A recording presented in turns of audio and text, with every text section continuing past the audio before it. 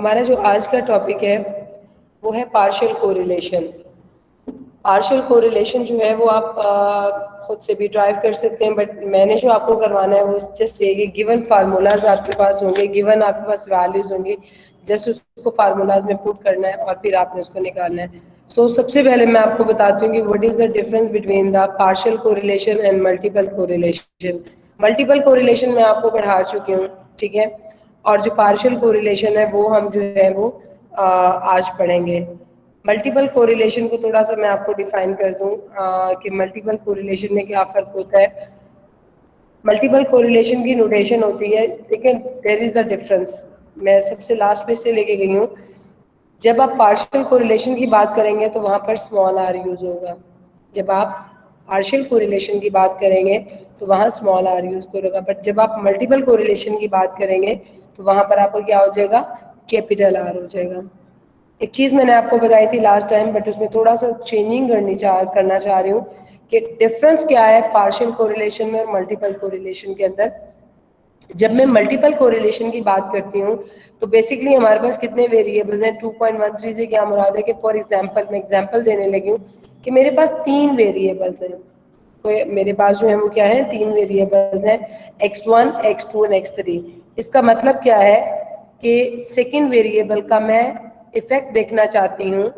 Second variable का मैं effect देखूंगी किस पर, 1 और 3 कंबाइंड वेरिएबल्स पर, ठीक है। सेकेंड वेरिएबल का जो मल्टीपल कोरिलेशन होता है, हम मल्टीपल कोरिलेशन में कहते हैं ना कि मल्टीपल कोरिलेशन कब यूज करते हैं, जब हमारे पास मोर देन 2 वेरिएबल्स हों तो हम लोग क्या यूज करते हैं, मल्टीपल कोरिलेशन यूज करते हैं। और मल्टीपल कोरिलेशन में हम लोग क्या करते हैं कि एक सिंगल वेरिएबल का दो कंबाइंड वेरिएबल्स पर इफेक्ट देखते हैं।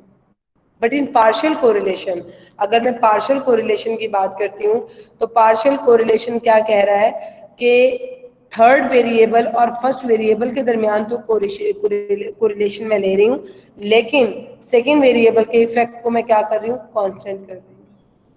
थर्ड इट्स मीन क्या है, थर्ड और फर्स्ट वेरिएबल का मैं कोरिलेशन ले रही हूँ keeping the second variable constant, यानी उसका जो इफेक्ट है उसको मैं क्या कह रही हूँ, कांस्टेंट ले रही हूँ। अब आपको जैसे हमने मल्टीपल कोरिलेशन के कुछ फार्मूला से, तकरीबन 3 फार्मूला से सेम एज इट इज हमारे पास पार्शियल कोरिलेशन के फार्मूलाज हैं। आर 12.3 12.3 इसको पढ़ते हैं 12.3। 12 से क्या मुराद है कि कोरिलेशन फाइंड आउट करनी है फर्स्ट और सेकंड वेरिएबल के दरमियान, और इफेक्ट जो है उसका कांस्टेंट रखना है थर्ड वेरिएबल का। इसका फार्मूला होता है R12 minus R13 R23 divided by 1 minus R square 13 under root, second 1 minus R square 23 का अंडर रूट, सेकेंड है R13.2 यानी correlation first and third variable keeping the constant effect of the second variable, यानी second variable के इफेक्ट को आपने constant कर देना है। फार्मूला है R13 minus R12 R23 divided by 1 minus R square 12 1 minus R square 23, same as it is. Third है R23 मतलब second variable and third variable के दरमियान कोरिलेशन फाइंड आउट करनी है, कांस्टेंट इफेक्ट रखना है फर्स्ट वेरिएबल का। फार्मूला क्या है, is equal to R23 minus R13 divided by 1 minus R square 12 1 minus R square 13 के। आपके पास ये डेटा गिवन है, given R12 is equal to 0.492, R13 is equal to 0.927, R23 is equal to 0.758। Find all partial correlation coefficients. इसका मतलब क्या है कि मुझे सारे कोरिलेशन कोएफिशिएंट्स के दरमियान जो है क्या लेना है, इफेक्ट उसका, जो सारे partial correlation coefficients found out करने। सारे पार्शियल कोरिलेशन कोएफिशिएंट्स से क्या मुराद है कि R12.3 भी लेना है, R13.2 भी लेना है और R23.1 भी निकालना है। फार्मूलाज मैंने गिवन कर दिए थे, जस्ट आपकी वैल्यूज थी। यहाँ पर मैंने क्या किया, 0 पॉइंट मैंने इनमें जस्ट आपको क्या किया, जस्ट वैल्यूज पुट ऑन करना सिखाएंगे। चूंकि मैं मल्टीपल कोरिलेशन में काम कर चुकी हूँ तो आपने इसको देखना है कि R12 की वैल्यू थी 0.492 माइनस R13 की वैल्यू थी 0.927, R23 की वैल्यू थी 0.758 डिवाइडेड बाय 1 माइनस 0.2 के R स्केयर 13 है, R स्केयर 13 है, तो कितना आ गया 1 माइनस 0.927 का स्केयर, सेपरेट इसका अंडर रूट है 1 माइनस 0.758 का स्केयर। जब मैंने इसको सॉल्व किया तो मेरे पास कितना आ गया -0.86, यानी पार्शियल कोरिलेशन में जो आपकी वैल्यूज हैं वो नेगेटिव एंड पॉजिटिव जो है वो आ सकती हैं। वैसे भी सिंपल कोरिलेशन में भी आपकी वैल्यूज जो है वो पॉजिटिव नेगेटिव आ सकती हैं, क्योंकि जो आपका इफेक्ट होता है वो आपका पॉजिटिव भी हो सकता है और आपका नेगेटिव इफेक्ट भी हो सकता है। सेम एज इट इज मैंने निकाला है R2 3.1, R2 3.1 का ये फार्मूला था, उसमें जस्ट वैल्यूज मैंने पुट ऑन की है। इसी तरह मैंने R33 1.2 जो है वो निकाला है। क्वेश्चन दिया है मैंने आपको, calculate multiple correlation coefficient R 2.13, sample याद रखिएगा। समटाइम सिंपल आपसे कहा जाता है calculate R 2.13, you know about this कि R 2.13 is the multiple correlation sample. Capital R होगा तो हमारे पास क्या होगा multiple correlation and partial correlation coefficient R2 3.1।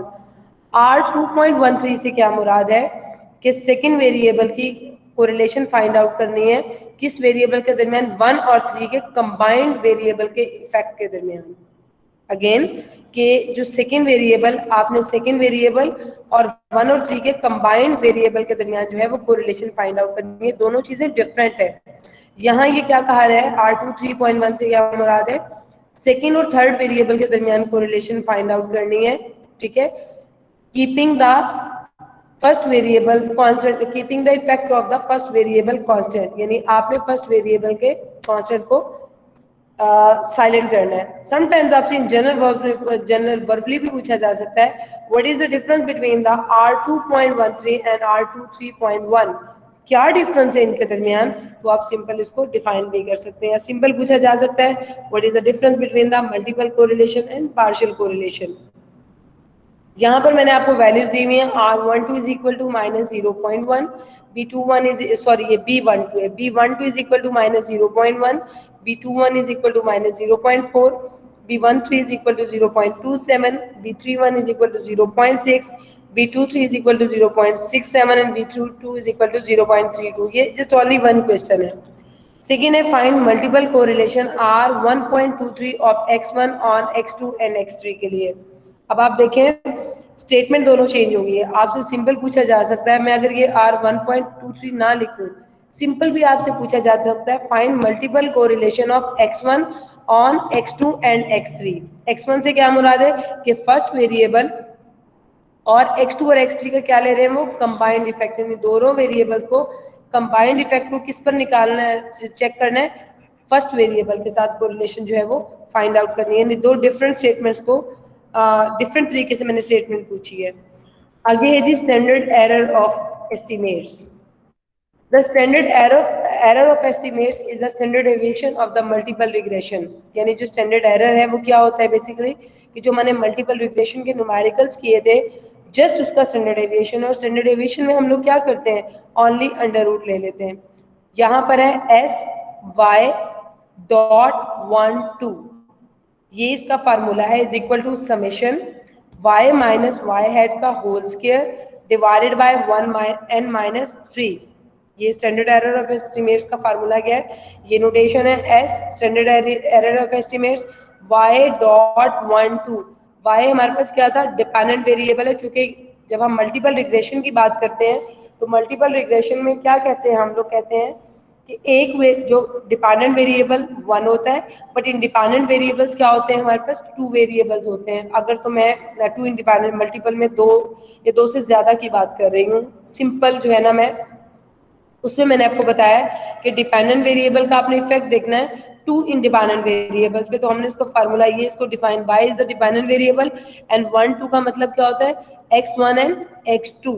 यहाँ मल्टीपल रिग्रेशन की बात हो रही है is equal to summation y minus Y head का स्क्वायर डिवाइडेड बाय n-3। अब summation y minus Y head का स्क्वायर जो है फार्मूला क्या होता है समेशन y का square minus a summation y minus b1 summation x1y minus b2 summation x2y। ये चीज़ें आप ऑलरेडी मल्टीपल रिग्रेशन में सॉल्व कर चुके हैं। अगर तो आपको डाटा गिवन है तो भी आप ये वैल्यूज फाइंड आउट कर सकते हैं, और जस्ट आपको इन्फॉर्मेशन के जरिए भी है ना गिवन वैल्यूज देके भी आप ये डाटा जो है ना वो कैलकुलेट कर सकते हैं। Coefficient of multiple determination. The coefficient of multiple determination which measures as in case of simple regression. Coefficient of multiple regression determination कब हम लोग measure करते हैं?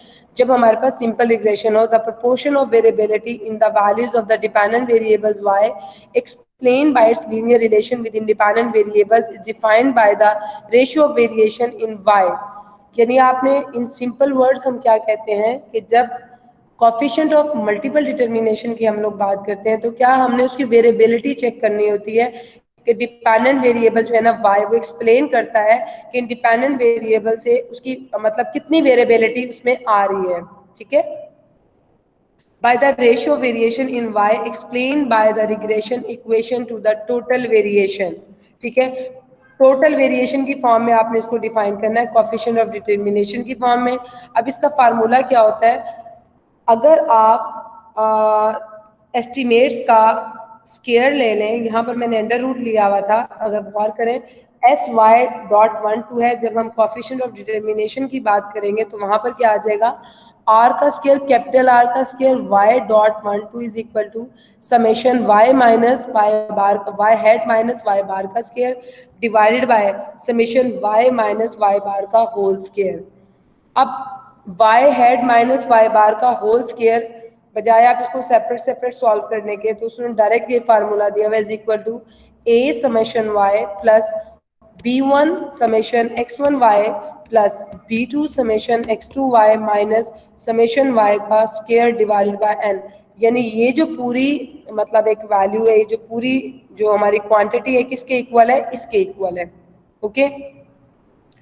हमने इसका क्या करना है?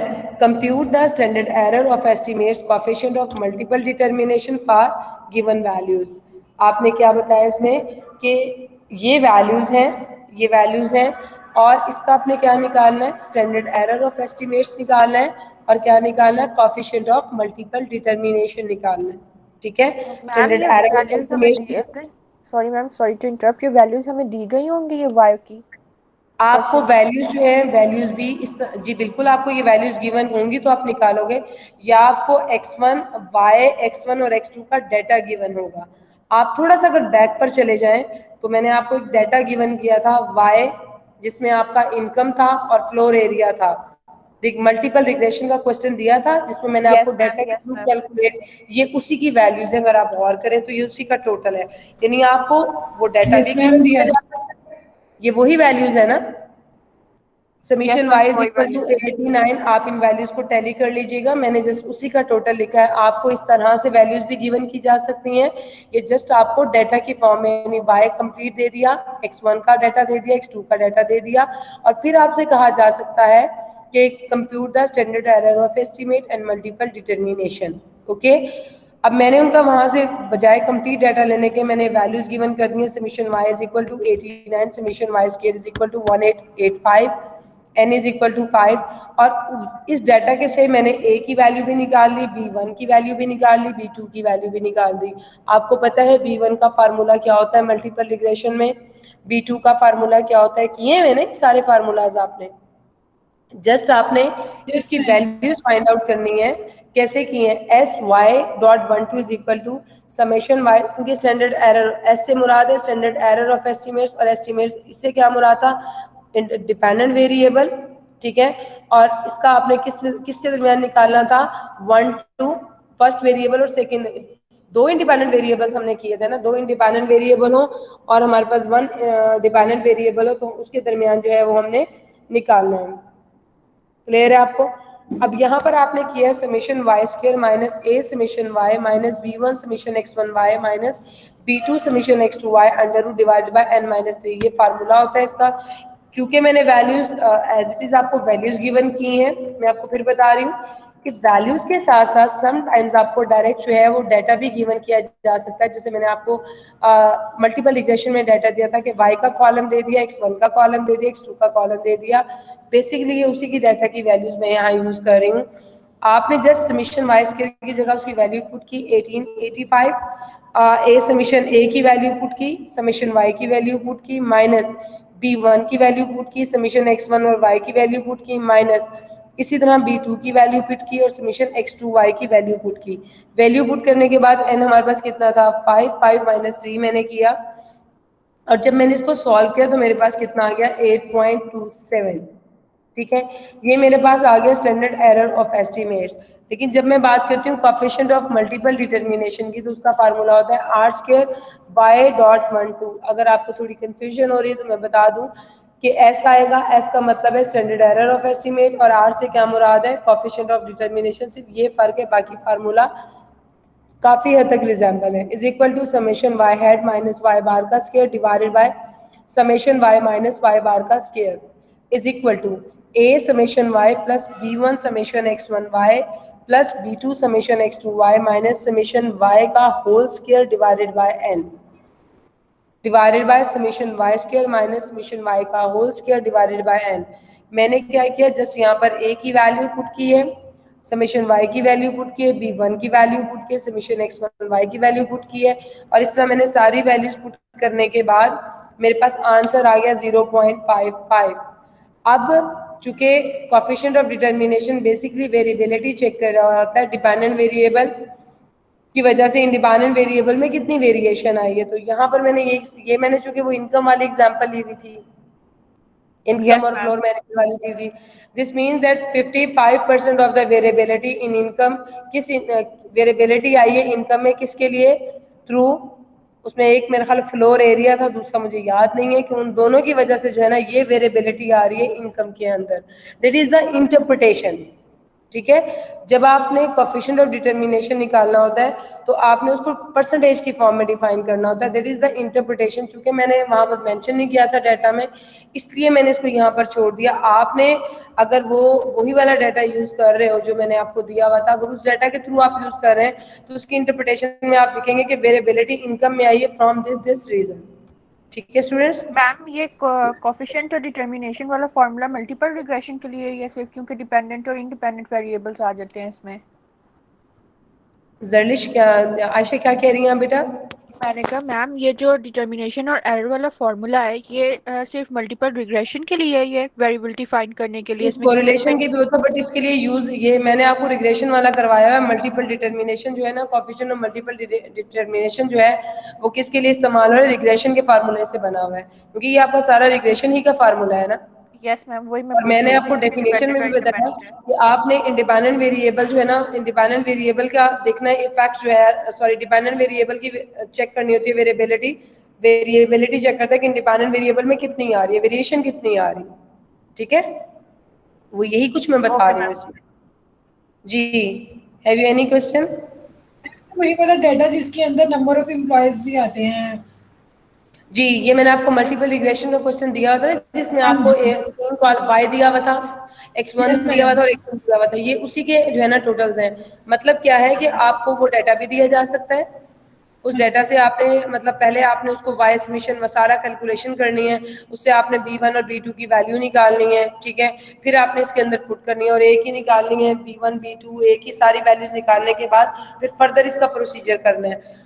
ठीक है, लेकिन अगर आपको पूरा क्वेश्चन नहीं दिया जाता, जस्ट आपको वैल्यूज देके, ये वैल्यूज गिवन करके, जैसे मैंने यहाँ पर वैल्यूज गिवन की हुई है, इस तरह यस से भी मैम। आपसे जो है वो कैलकुलेट करवाया जा सकता है। जी, और कोई question? Have you any question बच्चों? नो मैंने मैम, आप आ गई समझ। जी आयशा। मैम मैम ये जो आर वाला है, ये जो आपने भी बताया था, एक स्मॉल आर है और एक कैपिटल आर है। जो कैपिटल आर होता है, आर 1.23 जो होता है, वो हाँ जो जी। होता है हमारे पास मल्टीपल कोरिलेशन का होता है। जब कैपिटल हम ओके। लोग आर की बात करेंगे, that is the symbolic of the multiple correlation. Multiple ठीक है, कोरिलेशन। ओके आपने मैम, ठीक मल्टीपल है। कोरिलेशन की जो है यहाँ पर मैं आपको दिखा देती हूँ अगेन कि जो मल्टीपल कोरिलेशन है वहां पर आपने डिफाइन करना है कि ये कैपिटल जो आ रहा है हाँ R G one ma'am. Point तो मल्टीपल कोरिलेशन जो है क्या इफेक्ट होता है मल्टीपल कोरिलेशन में, देखें सिंगल वेरिएबल का, फर्स्ट हाँ जी। वेरिएबल का कंबाइंड इफेक्ट देखना है कंबाइंड कोरिलेशन फाइंड आउट करनी है सेकंड और थर्ड वेरिएबल, यानी सेकंड और थर्ड वेरिएबल का कंबाइंड इफेक्ट लेना है कोरिलेशन का, उसको किस पे देखना है, फर्स्ट वेरिएबल पे देखना है। और ओके यहाँ मैंने मेंशन भी किया है of x1 on x2 and x3, आपको ये ना भी लिखा जाए find multiple correlation of x1 on x2 and x3, इसका मतलब क्या है कि 1.23। ओके क्लियर हाँ ठीक है, यस जी? मैम हैव समझ यू आ गई। क्वेश्चन? मतलब x1 पॉइंट आगे 2 3 2 3 आ जाएगा। Okay ma'am. देखिए क्वेश्चन वही है, जस्ट स्टेटमेंट थोड़ी सी मैंने चेंज की है, तो उसका जो यस मीनिंग मैम। हो रहा है वो चेंज हो रहा है। जी बच्चों, और यस कोई मैम। मसला? नो मैम, क्लियर है। गुड।